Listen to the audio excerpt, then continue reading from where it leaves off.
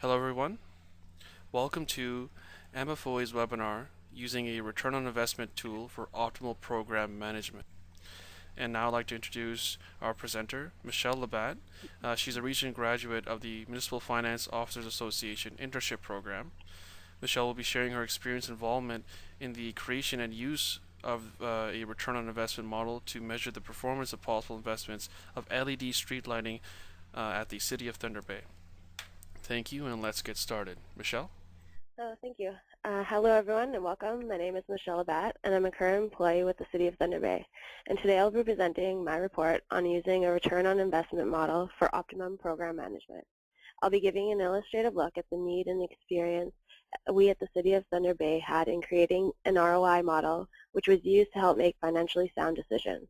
Other municipalities and decision makers will gain knowledge of creating this helpful financial decision-making tool for their own use. So first we'll begin by looking at the purpose and background of why the City of Thunder Bay needed and created this model. Then the use and importance of the return on investment model in the public sector. I'll then go over the preliminary data that was needed and an overview of the return on investment model. Next I'll discuss the final ROI and payback period calculations, as well as the unit cost and its importance to the model. After that, I'll be going through the operating savings or costs of the ROI and the financial drivers associated. I'll then go over the capital savings or costs of the ROI and the financial drivers associated with that. I'll go over a few variables that we had changed in order to look at different scenarios, describe a few of the challenges and learning experiences that occurred, define where the City of Thunder Bay is currently with this project, and conclude my presentation, and then open the floor to any questions. So in June of 2012, I became an intern with MFOA at the City of Thunder Bay, and as part of my year-end deliverable, the following webinar was created along with an explanatory report. For approximately 2 years, the City of Thunder Bay has been looking into converting all of the streetlights from HBS to LED lighting. The major reason for the possible conversion to LED lighting were the apparent reduction in energy and maintenance costs. Staff involved also felt that this conversion would give the City of Thunder Bay a presence of a more modern and eco-friendly city. Supply management never sent out a formal tender but began doing their own research on LED street lighting. They garnered information by attending local LED training sessions from local suppliers directly and through manufacturers. Supply management felt that it was important and necessary to their department to collect all of the applicable and available data from the City of Thunder Bay and to determine whether or not the timing was right for our city to invest in this product. They approached the accounting department and asked for assistance in regards to collecting data and creating useful templates and information for them to use. A financial return on investment, or a ROI model, was needed to identify the point where it may be cost advantageous for the City of Thunder Bay to replace existing HBS streetlights with new LED lights. It was also noted that this model would be beneficial for future projects as well. In response to the request from supply management, a comprehensive return on investment model was created.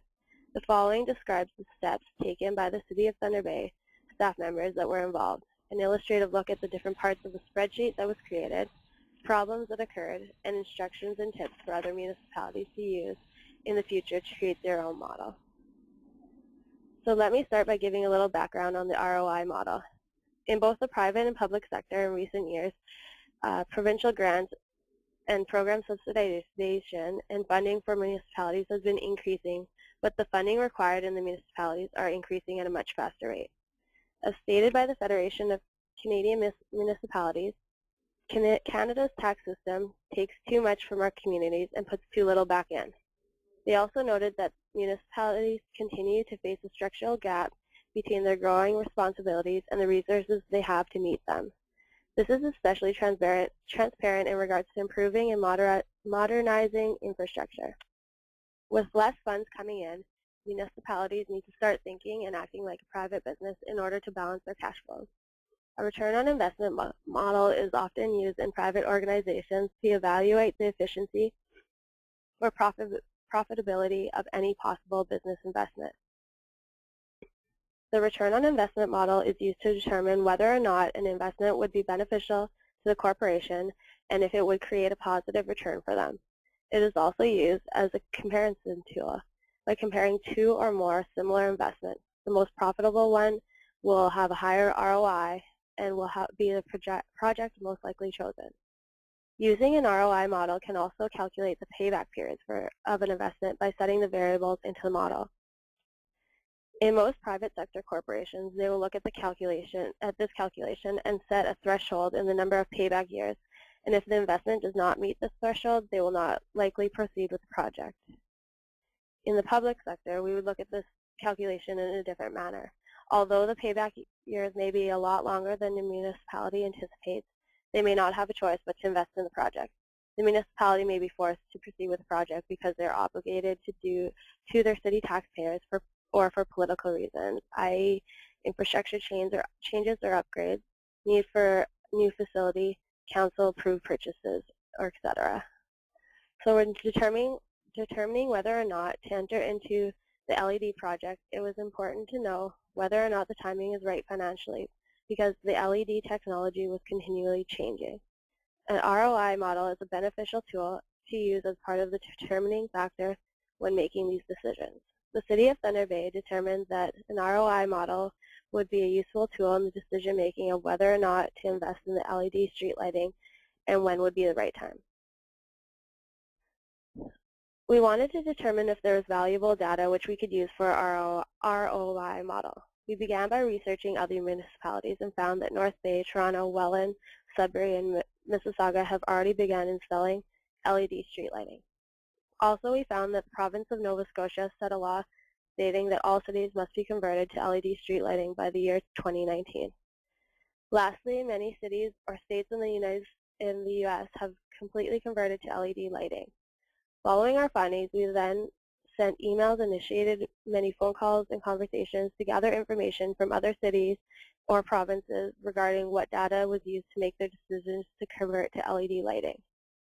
Some municipalities use ROIs, but they are similar to the ones that suppliers and manufacturers were providing supply management, showing high percentages and using limited variables. The results showed estimated high savings in energy and maintenance. A lot of information we felt was necessary in the decision-making ROI was missed. We began by creating our own simple return on investment model and started collecting data from potential suppliers of LED streetlights and supply management, the department who would be purchasing the lights. The first piece of information we gathered was a timeline to use and to look at based on the number of years the investment is said to last and that we are comfortable with. We felt that a 10-year timeline for this project was appropriate since the lifespan of an LED light is said to be about 20 years. We took a more reserved look at this and reduced the lifespan in half. After completing the ROI model with the initial timeline, it's simple to change the timeline to a shorter or longer in order to look at different scenarios.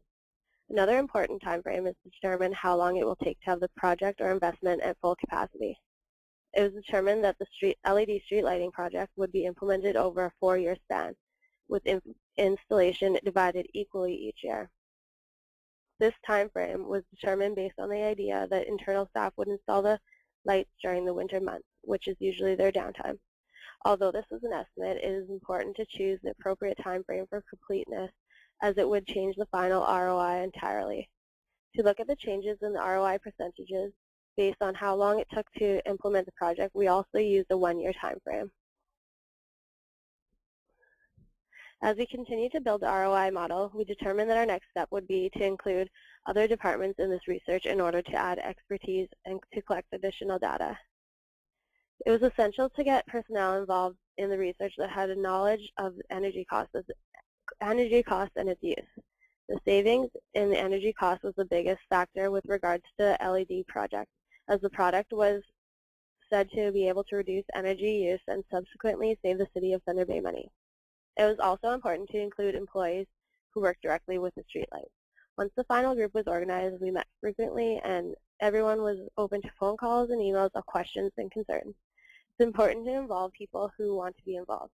At the City of Thunder Bay, the team members all felt this project was important for different reasons and therefore offered help wherever needed. Each team member also knew that the project would take up some of their working hours, as we met frequently to discuss the process of the project to ensure that everyone else's team was okay with what was altered. With a wealth of knowledge from many different departments, the ROI model grew and became much more specific compared to the initial spreadsheet. Tabs were added to the spreadsheet with specific costs or savings that would be associated with the LED street lighting project and current streetlight costs. These tabs all flowed to the final ROI calculation and were divided under two groups, capital savings or costs and operating savings or costs.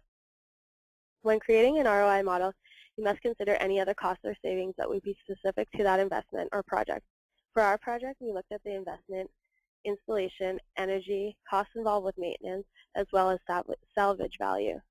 Other costs or savings which could be important in other investments or projects could be wages, inventory levels, lease or rent, revenues, preparation costs, and others. We also created an easy-to-read format for the LED street lighting model. Subsequently, this would enable any employees, regardless of their field of work, to be able to pick exactly where the expenses and savings are coming from. This also allowed us to display this information to the employees that were involved in the project and to justify why their help was needed and valuable to the finished product. The format is also useful if needed for reports or presentations, as it shows the flows of costs and savings while also illustrating where the amounts originated. Another feature we used in our formatting was the coloring of the cells in the spreadsheet. A yellow cell indicates information must be manually inserted. A red cell indicates the amount was used in the final ROI or payback period calculation. The green cell shows that a formula is being used. This is another feature which makes the spreadsheet easy to read as well as user-friendly. Adjustments and changes are easy for any staff members to try different values and scenarios. The formatting used in the spreadsheet is both visually and informatively pleasing. All the data flows from tab to tab into the final ROI calculation. So all the financial drivers are carried forward into the final tab to calculate the return on the investment percentage and the number of payback years. The net savings or costs are divided under two headings, annual operating savings or costs and annual capital investment savings or costs. Using this format, readers can easily depict which costs are incurred during the regular course of business operating and those that will only occur if the investment is taken on, capital investment. The net financial drivers that fall under annual operating are energy, maintenance, and salvage value. The net of the financial drivers that fall under annual capital investment are material investment, installation, and before we remove the variable, trading. So first I'll be going over our final tab that we were created for the spreadsheet, which shows the calculation of the ROI and payback periods.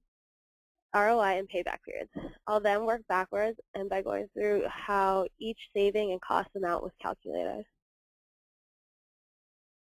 So this is the final calculation tab that was created, the ROI and the payback period. So as you can see, all of our annual operating costs and savings fall under this heading. And they started off pretty low, our savings, but by year 4, once the full implementation occurred, we've seen a much higher amount of savings, and it gradually increased after that. With our capital investment savings and costs, it actually started with a cost to the City of Thunder Bay. So once the 4-year mark hit and the full implementation had occurred, it actually ended up being a saving to the City of Thunder Bay. So the annual operating savings or cost is also, it's taken at 85%. The filter percentage that was determined by the accounting department. We did this because the City of Thunder Bay will assumedly not see 100% of these costs or savings due to possible errors or changes in estimates from the normal course of business. The ROI is calculated by using these amounts, and only a positive ROI percentage should be accepted, and the greater the percentage, the better the investment would be to take on. In our case, we calculated 2 separate ROI percentages, one with and one without possible capital funds that are available. In the City of Thunder Bay, the case of possible capital funds that were available were coming from the city's own hydro company, which stated that they would be willing to cover a % of the initial investment. So here's a recap of what we just went over. The drivers all flow to the final ROI tab under operating or capital investment. Operating savings were taken at a percentage, and finally the return on investment percentage was calculated. The number of payback period is calculated next.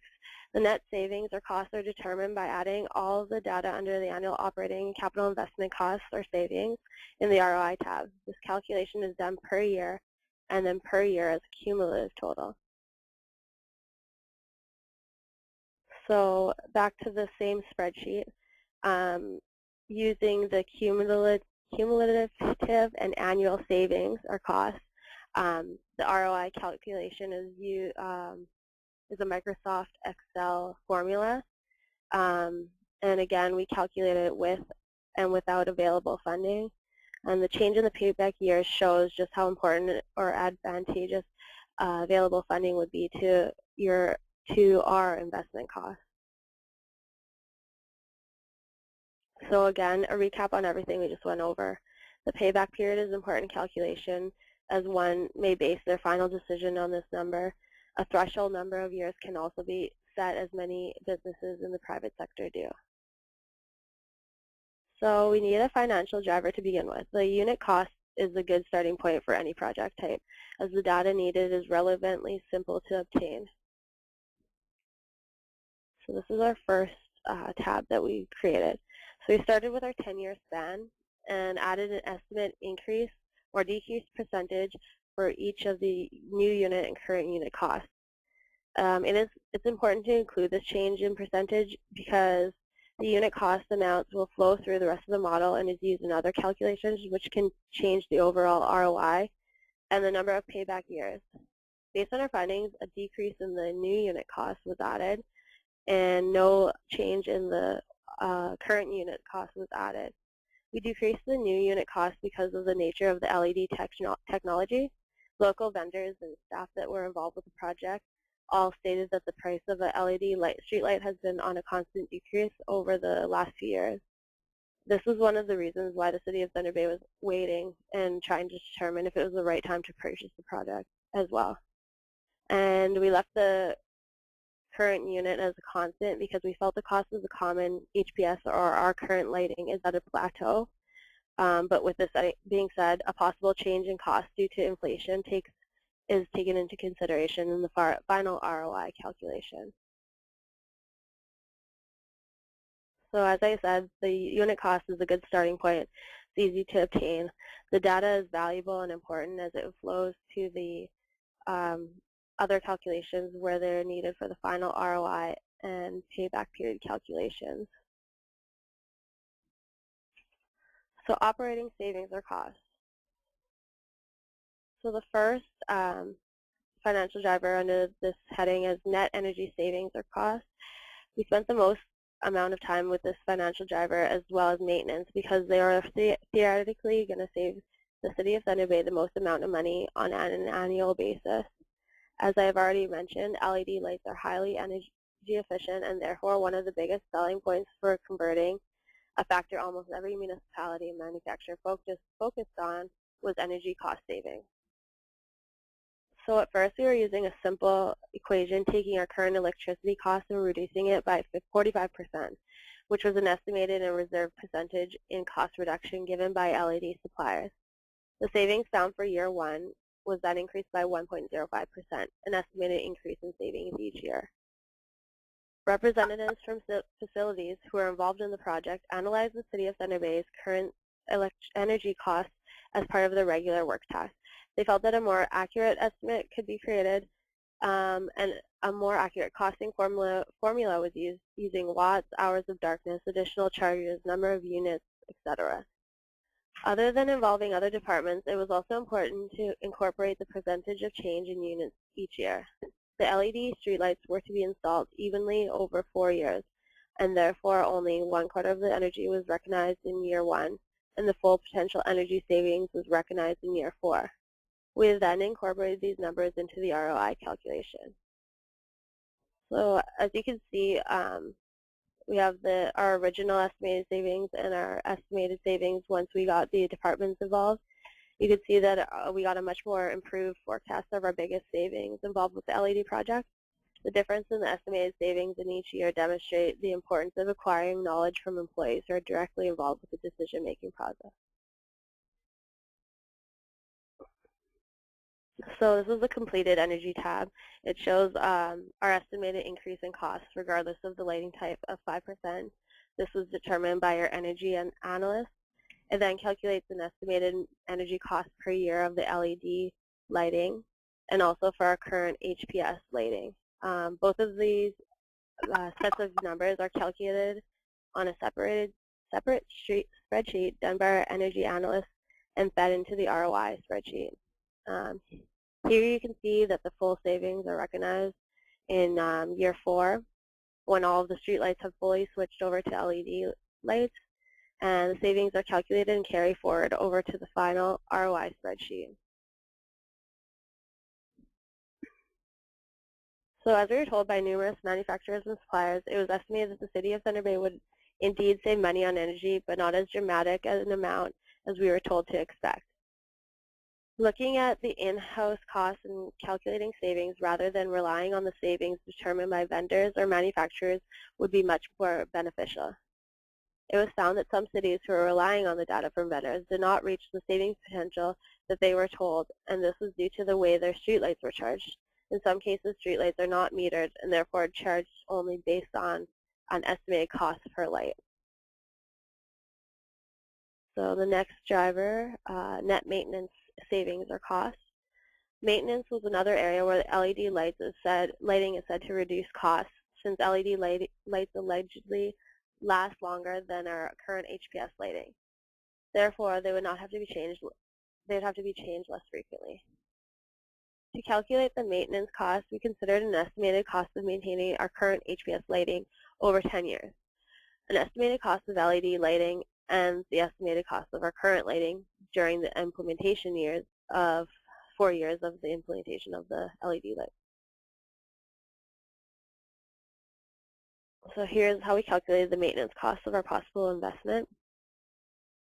The HPS lighting numbers, or our current lighting numbers, were based on the cost of maintaining City of Thunder Bay's current estimated 2,860 faulty units per year. This number was determined by the Street Lighting Maintenance Department, as well as the average cost of labor, maintenance, overhead, and recycling per year for a faulty unit. So next, the LED lights were expected to have a reduction in maintenance costs due to their longevity. After speaking with local suppliers and examining the LED streetlight manufacturer's website, it was determined that it was safe to use only 5% of our current number of faulty units when calculating the LED cost. Although it's only 5%, we don't recognize the full 5% until the 4th year, because only 25%, 50, 75% are implemented over the first 3 years. To be conservative, we dropped our current labor and overhead costs by 25%, and then multiplied it by the estimated number of faulty units. Material costs had a warranty for the first 5 years of each unit. So since looking at a 4-year installation period, warranty was still covering 75%, 50, and 25% from years 6 to 8 respectively. You can see the cost of materials is broken down by light size, and we divided the number of faulty units evenly over the 3 different light sizes. The total cost is calculated, and then the warranty coverage is taken into effect. There is also a recycling cost, which the City of Thunder Bay incurs to dispose of any faulty units, but because of the decrease in faulty units, we've seen a saving in this maintenance cost. So next, the amount needed to be considered was the maintenance cost of the remaining HPS units during the LED implementation years. After the first year, there are still 75% of HPS lights that are required general maintenance.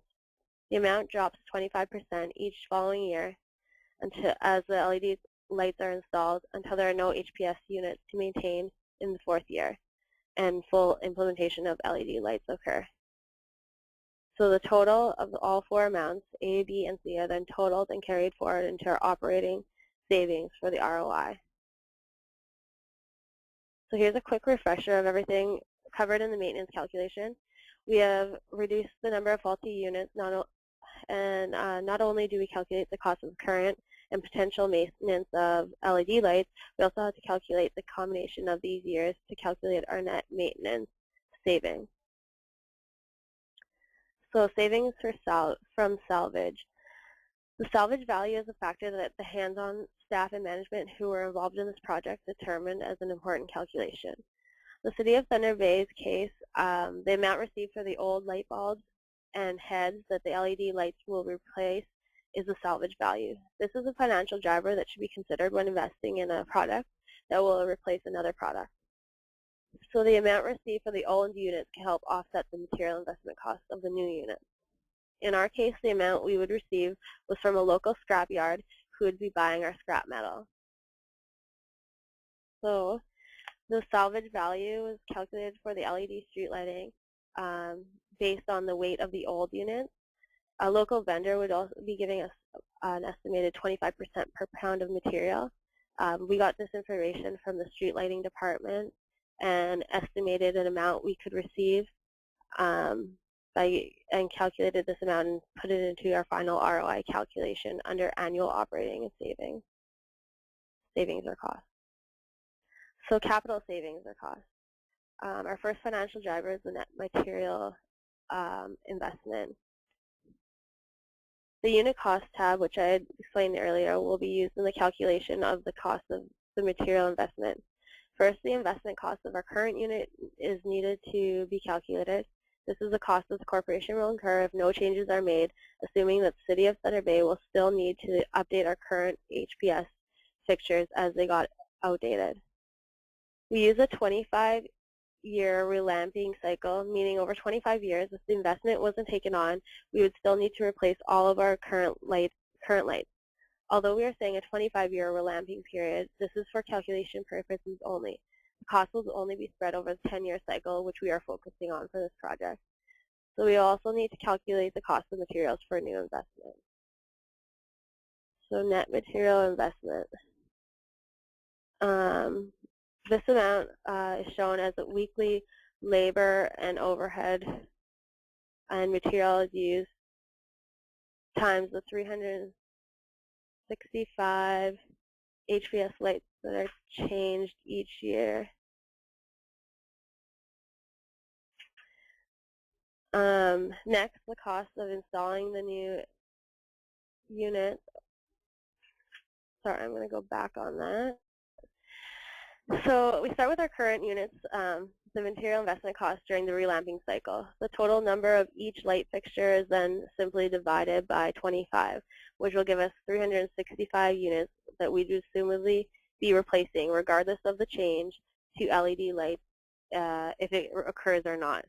So this number is multiplied by the cost of our current units, as you can see here. And then we get a total material investment regardless of taking on the investment or not. Then we calculated the cost of the new material investment. The same method is used, except the total cost of the material cost is divided over 4 years, since we used a 4-year installment period rather than the 10 years that's used for the current lights. And then the difference is calculated, and it flows to the final ROI tab. So here's a recap of what I've gone over for material investment. We determined the material investment cost of relamping our current streetlights as they got outdated, and we also calculated the cost of our potential LED investment. The difference then flows through to the final ROI calculation. So net installation cost. When determining installation costs, labor, overhead, and materials used all need to be incorporated, as they are all costs that will most certainly occur. The same rationale used for the material investment cost was used when looking at the installation cost. We first determined the cost that the City of Thunder Bay will be committing to install new HPS lights as part of their relamping strategy. Okay, so this is the installation cost tab that we had created. This amount is shown as the weekly labor, overhead, and material use cost times 365 lights that we calculated in the previous tab that are needed to be changed each year. So then next, the cost of installing the new LED lights is estimated based on the same cost as installing the HPS lights, but all units are replaced in the first 4 years, after which there's no cost incurred for installation if the LED project is taken on. So the difference between the HPS installation cost and the LED installation cost is the net savings or cost in installation. And as you can see, after the 4 years and when full implementation is occurred, it's a savings to the City of Thunder Bay. Okay, so again, a quick recap of everything I've just gone over. For installation, we determined the labor, overhead, and material costs for installation of our current lights during the relamping years, as well as the new LED lights in the investment if the investment is taken on. The difference is then a variable in our final ROI calculation tab.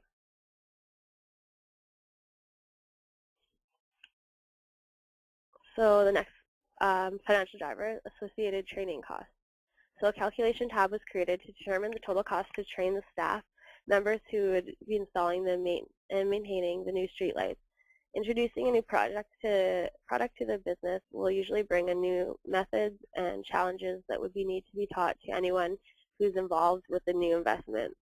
In the City of Thunder Bay's case, the training costs were immaterial in comparison to the overall ROI calculations and were subsequently removed from the final draft of the model.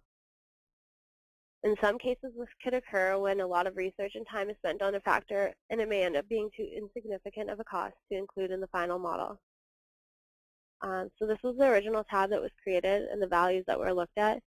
We felt that it was important to look at the number of years of training that we spread over, the total number of days of training that is needed, the number of employees who will attend the training, the rate of pay per day per employee, the overhead costs that are associated as well.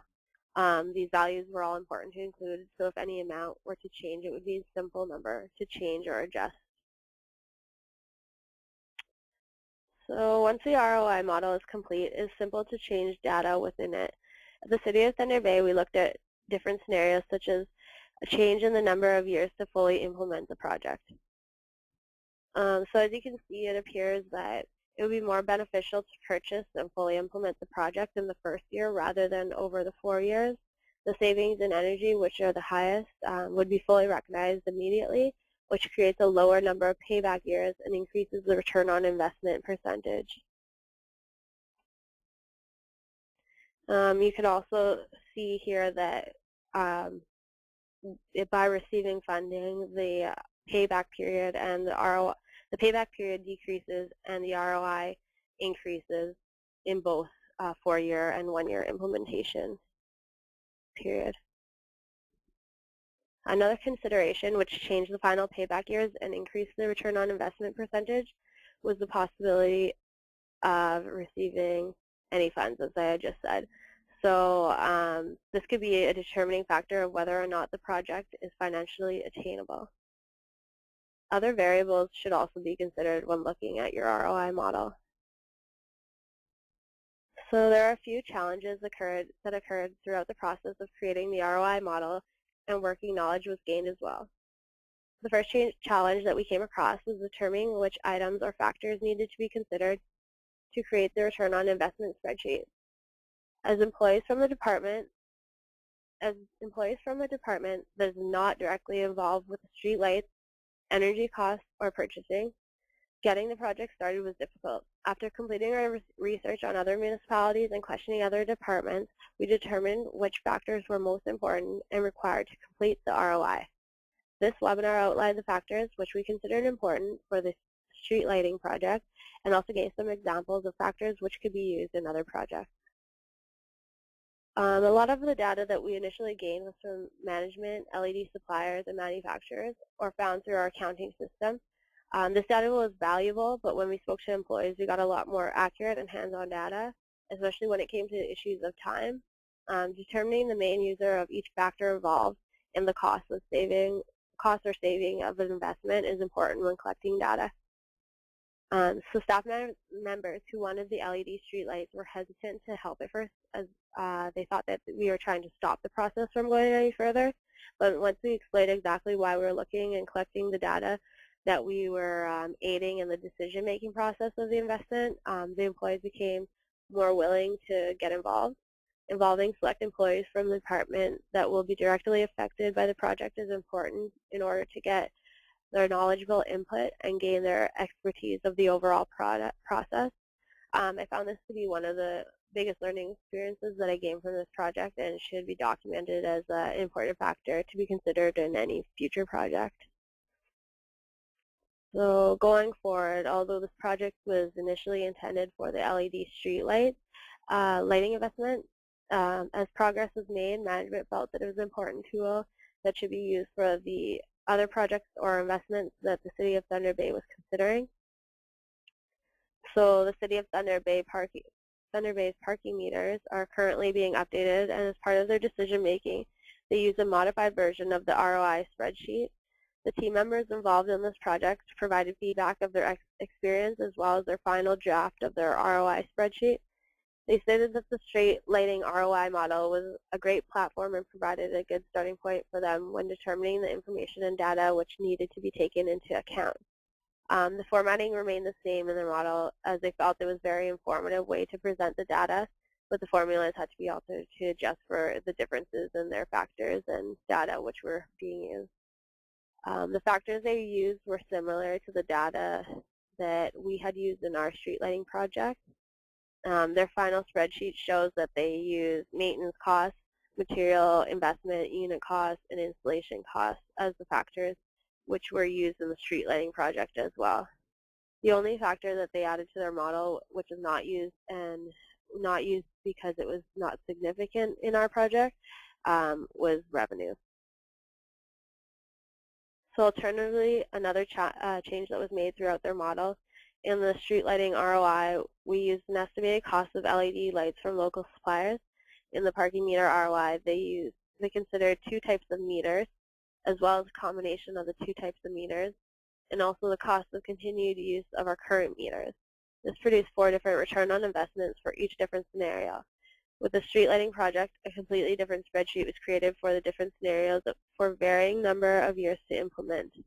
All of these differences are important considerations when creating an ROI model. It is also important to note that all of the factors of a potential investment that are quantitative and therefore are not accounted for in the ROI model. An example of some of these factors that were associated with our LED street lighting project were reduced CO2 emissions, increased visibility due to the brightness of the LED light, and reduced light pollution. Management of accounting and supply management felt it was necessary to highlight these factors, but in a business plan, and then to include the ROI as part of that business plan. So currently the City of Thunder Bay has not made any final decisions on the LED street lighting implementation. However, supply management has completed a request for proposal, and several real unit costs have been gathered. These actuals, along with accurate data relating to energy and maintenance, will be plugged into the ROI model to assist supply management in the decision-making process regarding the appropriate vendor to purchase from. Once the business model is complete, the proposal will then go through the formal process that all projects with a capital cost of $60,000 or more requires, starting with a proposal to the City Council. So in conclusion, using a return on investment model will help in making prudent decisions that are in the best interest of the people of the community. This model will calculate the rates of return on money spent on any project in order to decide whether or not to undertake the investment. It looks at all of the relevant financial drivers involved in the investment and evaluates the overall return and payback years which will be incurred. This model is an important tool, and its use should be considered by decision makers in all municipalities. So that concludes my presentation on using a return on investment model for optimum program management. I'll now introduce to you 2 of my mentors, Don Harris and Emma Westover, who will also be available during the question and answer period. Thank you very much. All right, hello everyone. I'd just like to remind you that if you have a question, please please enter it into the chat box, and I'll read it out so Michelle and her mentors can respond to you. So we have a question from Karen, and she says, where in the spreadsheet is the cost of borrowing or the interest foregone in completing the project? In our case, that wasn't a factor in the ROI, mainly because we were looking not at necessarily the funding options, although we did have some capital available initially. It's something that certainly could be built in once you consider how, what your requirements are, if that was the method that you were going to need to take as far as borrowing. What we did is we brought the model back to management, and they're now taking it, doing the RFPs, and then are going to consider the funding and sort of options on the implementation, whether they need to look at borrowing or what other options are there.